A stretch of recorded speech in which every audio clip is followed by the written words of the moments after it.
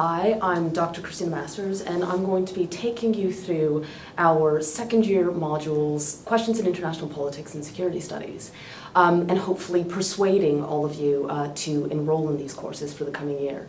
Most of you have probably already taken the introductory course to international politics, and these courses both complement but also depart from that course.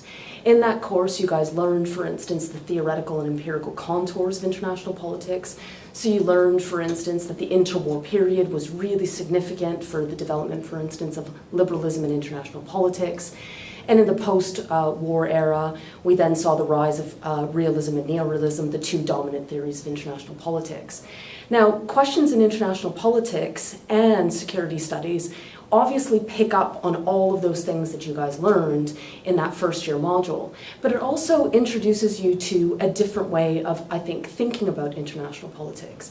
Because I think that one of the things that these two modules share in common is that instead of teaching you, for instance, facts or figures that you could learn quite easily or pick up on something like Wikipedia or look up on the internet, it's really about teaching you about thinking about how you think, all right? So it's much more about critically thinking about international politics and doing that in a series of different kinds of ways. So Questions in International Politics does exactly that.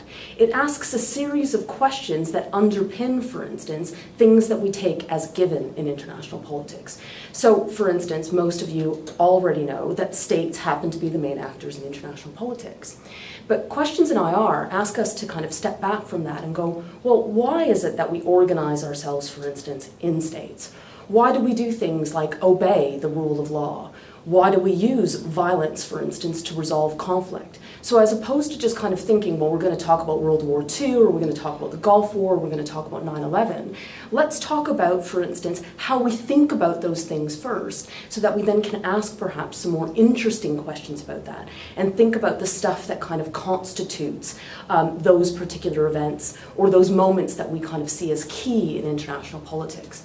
Now, security studies also does, I think, something similar to questions in international politics. But it's, again, very much about thinking about how we think, all right? So instead of just introducing you to a variety of different theories and different events, it's much more about introducing you to, first, a conversation in the field of security about the politics of security. So as opposed to taking, for instance, security as a given, it asks you to engage in, well, what do we mean by this concept of security? What do we need to feel secure in the world? And it does that by introducing, I think, conversations that happen in the discipline of security studies. So yes, conversations between different theories, but more importantly, I think, conversations between different scholars or between scholarship on different issues in security and new issues in security studies. So whereas in the past we understood security to be very much about states defending themselves from, for instance, other states, and those forms of aggression, in the contemporary context of security studies, it's very much about dealing with not just things like conflict and war, but things as well like the movement of people, nuclear weapons, things like the environment, and perhaps even things like disease. So like questions, it also gets us to start thinking about how we think about these things in relation to a concept of security.